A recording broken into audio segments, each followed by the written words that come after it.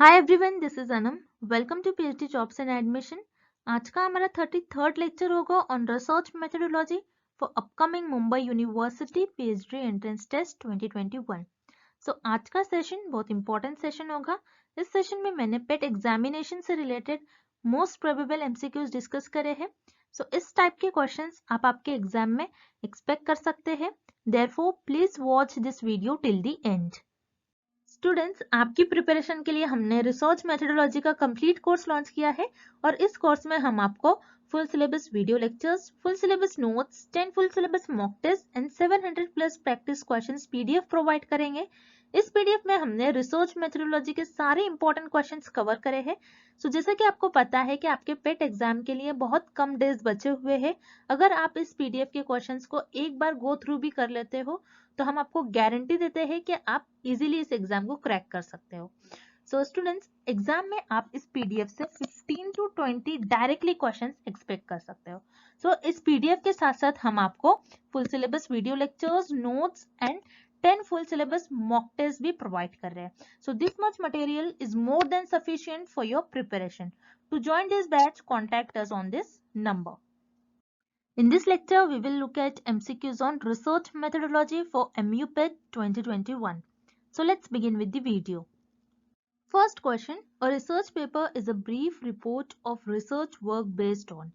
इस क्वेश्चन में हमें फाइंड आउट करना है कि रिसर्च अपनी रिसर्च रिपोर्ट में किस टाइप ऑफ डेटा का यूज करते हैं। सो रिमेंबर, आपके रिसर्च में जो डेटा होता है आपका, वो दो टाइप का डेटा होता है। एक होता है आपका प्राइमरी डेटा और एक होता है आपका सेकेंडरी डेटा। अब प्राइमरी डेटा होता क्या है? प्राइमरी डेटा वो डेटा होता है जो रिसर्चर खुद जनरेट करते हैं through interviews, through observations, through service. So इन सारी चीजों के थ्रू रिसर्चर खुद डेटा को जनरेट करते हैं। सो उसे हम कहते हैं प्राइमरी डेटा। अब सेकेंडरी डेटा क्या होता है? सेकेंडरी डेटा जो रिसर्चर खुद जनरेट नहीं करते हैं बल्कि दूसरे रिसर्चर्स या फिर दूसरे ऑथर्स का इंफॉर्मेशन, उनका कंटेंट अपने रिसर्च में यूज करते हैं। सो उसे हम कहते हैं सेकेंडरी डेटा। सो अपने रिसर्च रिपोर्ट में रिसर्चर दोनों भी टाइप का डेटा यूज करते हैं, primary as well as secondary. तो यहाँ पर आपका करेक्ट ऑप्शन हो जाएगा option C, both primary and secondary.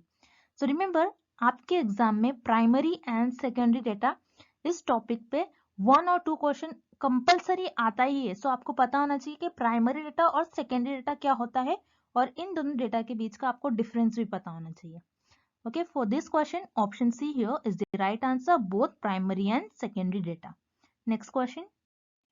If more than two values are there for analyzing mean difference, then which test is to be used? इस question में हमें find out करना है कि जब आप दो से ज्यादा पॉपुलेशन के मीन को कंपेयर करते हो तब आप कौन से टेस्ट का यूज करते हो। सो रिमेंबर, जब भी आप दो से ज्यादा पॉपुलेशन के मीन को कंपेयर करते हो तब आप एनोवा टेस्ट का यूज करोगे, जिसे हम कहते हैं analysis of variance. So ANOVA test को हम एनालिसिस ऑफ वेरिएंस भी कहते हैं और एनोवा टेस्ट हम कब यूज करते हैं? जब हमें दो से ज्यादा पॉपुलेशन के मीन को कंपेयर करना होता है। देन यहाँ पर आपको ऑप्शन ए गिवन है T test and option C is G test. So T test और जी टेस्ट आप कब यूज करते हो? जब आपको सिर्फ दो पॉपुलेशन के मीन को कंपेयर करना होता है। और एनोवा टेस्ट आप कब यूज करते हो? जब आपको दो से ज्यादा पॉपुलेशन के मीन को कंपेयर करना होता है। सो आप ये कह सकते हो कि ANOVA test it is an extension of t test and G test. So for this question option B here is the right answer. ANOVA test आप दो से ज्यादा पॉपुलेशन के मीन को कंपेयर करने के लिए यूज करते हैं और एनोवा टेस्ट को हम एनालिसिस ऑफ वेरिएंस भी कहते हैं। Moving on to the next question. The value of correlational coefficient between two variables lie in between. इस क्वेश्चन में हमें फाइंड आउट करना है कि कोरिलेशनल कोएफिशिएंट की जो वैल्यू है दो वेरिएबल्स के बीच में कहाँ लाई करती है। सो रिमेंबर, आपके जो कोरिलेशनल कोएफिशिएंट की जो वैल्यू होती है वो आपकी -1 से +1 के बीच में लाई करती है। अगर आपकी कोरिलेशनल कोएफिशिएंट की वैल्यू -1 होती है, दैट मीन्स आपका जो वेरिएबल है it is perfect positive correlation. Then अगर आपकी कोरिलेशनल कोएफिशिएंट की वैल्यू +1 होती है means it is perfect negative correlated और कोरिलेशन। अगर आपके कोरिलेशनल कोएफिशिएंट की वैल्यू 0 होती है that means there is no relation between the variables. So remember आपकी जो कोरिलेशनल कोएफिशिएंट की जो वैल्यू है दो वेरिएबल्स के बीच में आपके -1 से +1 के बीच में लाई करती है। दैट्स वाई यहाँ पर इस क्वेश्चन का करेक्ट ऑप्शन हो जाएगा आपका option D -1 and +1। Next question, dash is a source of hypothesis. इस क्वेश्चन में हमें फाइंड आउट करना है कि रिसर्चर किन किन सोर्सेस के थ्रू हाइपोथेसिस को डेवलप कर सकते हैं। सो यहाँ पर आपको एक वर्ड गिवन है हाइपोथेसिस। अब हाइपोथेसिस होता क्या है? हाइपोथेसिस एक टेंटेटिव स्टेटमेंट होता है और यू कैन से आपका हाइपोथेसिस एक टेम्पररी स्टेटमेंट होता है और इसी स्टेटमेंट को रिसर्चर अपने रिसर्च में टेस्ट करते हैं ये देखने के लिए वेदर इट इज ट्रू और फॉल्स। अब इस क्वेश्चन में हमें फाइंड आउट करना है कि रिसर्चर किन किन सोर्सेस के थ्रू हाइपोथेसिस को डेवलप कर सकते हैं। सो अब हम ऑप्शंस देखते हैं। Option B energy. सो यहाँ पर आपका ऑप्शन बी इनकरेक्ट हो जाएगा बिकॉज रिसर्चर के पास जितनी एनर्जी है उसके थ्रू रिसर्चर हाइपोथेसिस को डेवलप नहीं कर सकते हैं। सो यहाँ पर आपका ऑप्शन बी इनकरेक्ट हो जाएगा। देन ऑप्शन सी सर्वे। सर्वे क्या होता है? सर्वे आपका एक डेटा कलेक्शन टूल होता है। सर्वेस के थ्रू रिसर्चर डेटा को कलेक्ट करते हैं। सर्वेस के थ्रू रिसर्चर हाइपोथेसिस को डेवलप नहीं करते। दैट्स वाई यहाँ पर आपका ऑप्शन सी भी इनकरेक्ट हो जाएगा। Then option A intuition. Yes, यहाँ पर आपका ऑप्शन ए करेक्ट हो जाएगा। इंट्यूशन क्या होता है? Intuition is nothing but guesses. Researcher के जो अजम्पशन और गेसेस होते हैं उसके थ्रू रिसर्चर हाइपोथेसिस को डेवलप करते हैं। दैट्स वाई यहाँ पर आपका करेक्ट ऑप्शन हो जाएगा option A intuition. Next question, information is. इस क्वेश्चन में हमें फाइंड आउट करना है कि इंफॉर्मेशन होती क्या है। अब रिसर्चर अपने रिसर्च में डेटा को कलेक्ट करते हैं। तो रिसर्चर जब डेटा को कलेक्ट करते हैं सो रिसर्चर रिस्पोंडेंट्स के थ्रू डेटा को कलेक्ट करते हैं। अब रिस्पोंडेंट्स होते क्या है? तो रिस्पोंडेंट वो होते हैं जिनके थ्रू रिसर्चर क्वेश्चन सर्विस को फिल कराते हैं और उनके थ्रू डेटा को कलेक्ट करते हैं। रिस्पोंडेंट रिस्पॉन्ड करते हैं। ओके, सो रिस्पोंडेंट्स के थ्रू रिसर्चर को डेटा मिलता है। सो वो डेटा जो डायरेक्टली रिस्पोंडेंट के थ्रू मिलता है उसे हम कहते हैं रॉ डेटा। अब कभी कभार रिस्पोंडेंट से भी कुछ मिस्टेक हो जाती है, वो कुछ और इंफॉर्मेशन भर देते हैं, कुछ रॉन्ग इंफॉर्मेशन भर देते हैं। सो वो जो रॉन्ग इंफॉर्मेशन होती है सो उस रॉन्ग इंफॉर्मेशन को रिसर्चर करेक्ट करते हैं या फिर वो जो रॉन्ग इंफॉर्मेशन होती है उसको क्लीन करते हैं और वो आपका जो डेटा मिलता है उससे करेक्ट करने के बाद रिसर्चर को जो डेटा मिलेगा ये हो जाएगा रिसर्चर का प्रोसेस डेटा और इसी प्रोसेस डेटा को हम कहते हैं इंफॉर्मेशन। दैट्स वाई यहाँ पर आपका करेक्ट ऑप्शन हो जाएगा option B process data. Next question, dash prevent a researcher from blind search and intellectual wandering. So इस क्वेश्चन में हमें फाइंड आउट करना है कि ऐसा कौन सा टूल है जो रिसर्चर को प्रिवेंट करता है ब्लाइंड रिसर्च मीन्स कहीं से भी अपने रिसर्च में डेटा को कलेक्ट कर रहे बिना सोचे समझे, इंटेलेक्चुअल वंडरिंग बिना सोचे समझे कहीं से भी अपने रिसर्च में डेटा को कलेक्ट कर रहे। सो ये इस चीज से बचने के लिए रिसर्चर के लिए कौन सा एक ऐसा टूल है जो रिसर्चर को इस चीज से प्रिवेंट करता है? सो वो टूल होता है आपका रिसर्च डिजाइन। रिसर्च डिजाइन जिसे हम ब्लूप्रिंट भी कहते हैं। सो ये क्या होता है? रिसर्च डिजाइन में आप और रिसर्चर पहले से ही प्लान कर लेते हैं कि रिसर्च में किस टाइप से मैं डेटा को कलेक्ट करूंगा, कौन से सैम्पलिंग परफॉर्म करके मैं रिसर्च में डेटा को कलेक्ट करूंगा, कौन से टूल यूज करूंगा, किस चीज के थ्रू मैं क्या परफॉर्म करूंगा, क्या मैं इंटरव्यू सर्विस किसके थ्रू अपने डेटा को कलेक्ट करूंगा। ये सारी प्लानिंग रिसर्चर रिसर्च डिजाइन इस स्टेप में कर लेते हैं। सो रिसर्चर जब प्लान कर लेते हैं, जब कोई भी चीज प्लान होती है तो आप उस प्लानिंग के अकॉर्डिंग चलते हो, आप कहीं और जिगजैग मैनर में नहीं चलते हो। सो रिमेंबर रिसर्च डिजाइन एक ऐसा टूल होता है जो रिसर्चर को प्रिवेंट करता है कई और जगह से रिसर्च में डेटा को कलेक्ट करने का या फिर किसी भी कई सुनी बातों से रिसर्च करने से। ओके, सो यहाँ पर आपका करेक्ट ऑप्शन हो जाएगा option D research design. Moving on to the next question, plagiarism refers to. इस क्वेश्चन में हमें फाइंड आउट करना है कि प्लेजरिज्म होती क्या है। तो अब हम ऑप्शंस देखते हैं। Option A, a software plagiarism एक सॉफ्टवेयर नहीं होता है, दैट्स वाई यहाँ पर आपका ऑप्शन ए इनकरेक्ट हो जाएगा। Then option B historical imagination, so plagiarism आपका हिस्टोरिकल इमेजिनेशन भी नहीं होता है, सो ऑप्शन बी भी यहाँ पर आपका इनकरेक्ट हो जाएगा। Then option B presenting other people work as their own, तो यहाँ पर आपका ऑप्शन सी करेक्ट हो जाएगा।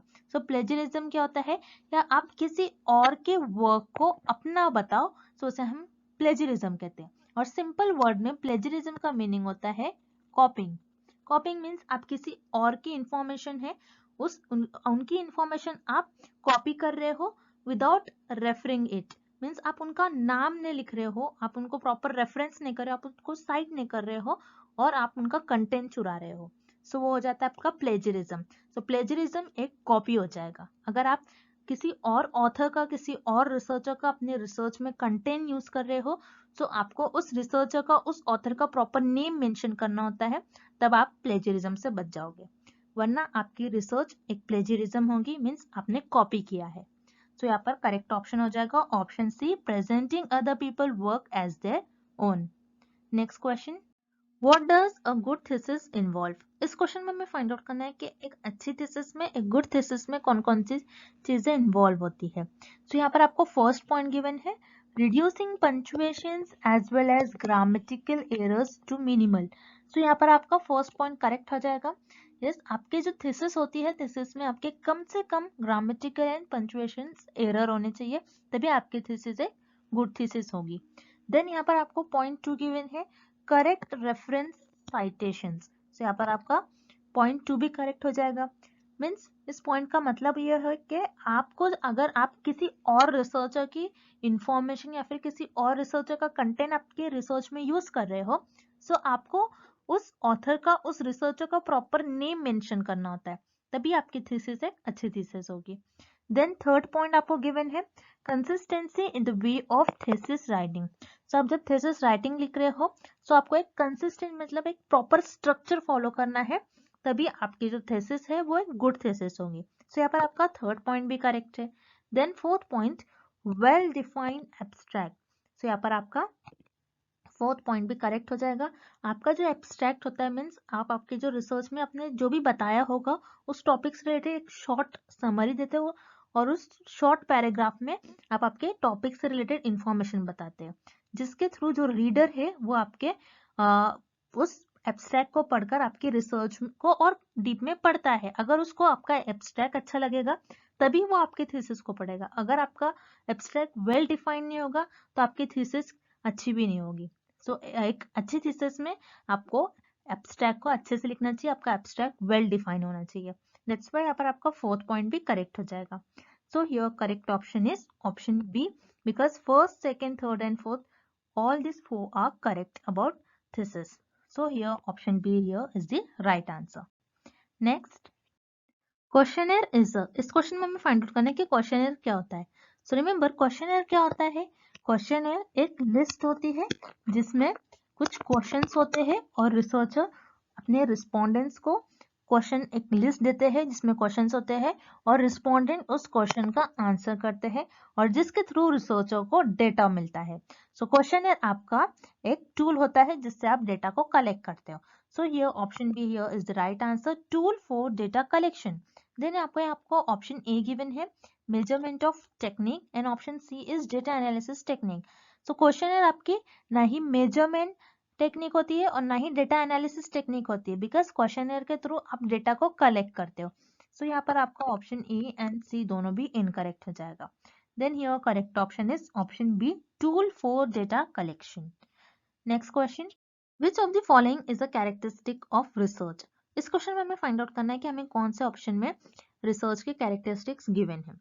सो यहाँ पर आपको ऑप्शन ए गिवन है, सिस्टमैटिक। सिस्टमैटिक, यस, आपकी रिसर्च जो है वो सिस्टमैटिक होनी चाहिए, और systematic, this is the important characteristic of research. तो सिस्टमैटिक मीन्स व्हाट, कि आपकी रिसर्च में स्ट्रक्चर होना चाहिए, आपका एक प्रॉपर स्ट्रक्चर में आपकी रिसर्च को परफॉर्म करना चाहिए, कुछ स्टेप्स में आपको रिसर्च को आपको परफॉर्म करना चाहिए। आप कैसे भी जिगजैग मैनर में आपके रिसर्च को परफॉर्म नहीं कर सकते हो। अगर आपकी रिसर्च सिस्टमैटिक नहीं होती है तो आपकी रिसर्च इनवैलिड हो जाएगी। Then option B, objective, yes, यहाँ पर आपका ऑप्शन बी भी करेक्ट है। और ऑब्जेक्टिव ये भी आपका एक कैरेक्टरिस्टिक होता है रिसर्च का।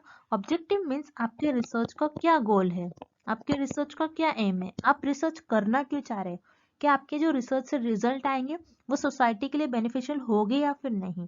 सो उसे हम कहते हैं ऑब्जेक्टिव। मीन्स आपकी जो आप रिसर्च कर रहे हो उसका कुछ ना कुछ एम होना चाहिए, कुछ ना कुछ गोल होना चाहिए। देन ऑप्शन सी आपको गिवन है लॉजिकल। लॉजिकल यस, यहाँ पर आपका ऑप्शन सी भी करेक्ट हो जाएगा। लॉजिकल भी एक कैरेक्टरिस्टिक ऑफ रिसर्च है। मीन्स लॉजिकल मीन्स यहाँ पर मीन्स आपने जो भी आपका टॉपिक लिया होगा, आपका जो भी टॉपिक है एक लॉजिक होना चाहिए उसके पीछे, या फिर आपका जो टॉपिक है कुछ एक सेंस मेक करना चाहिए। आप ऐसा कुछ भी टॉपिक उठाकर उस पर रिसर्च परफॉर्म नहीं कर सकते हो, आपके टॉपिक में कुछ ना कुछ लॉजिक होनी चाहिए। सो यहाँ पर आपका ऑप्शन सी भी करेक्ट हो जाएगा। Then here correct option is option D all the above, because systematic, objective and logical ये तीनों भी आपके रिसर्च के कैरेक्टरिस्टिक होते हैं। And thank you for watching this video. Good luck with your preparations.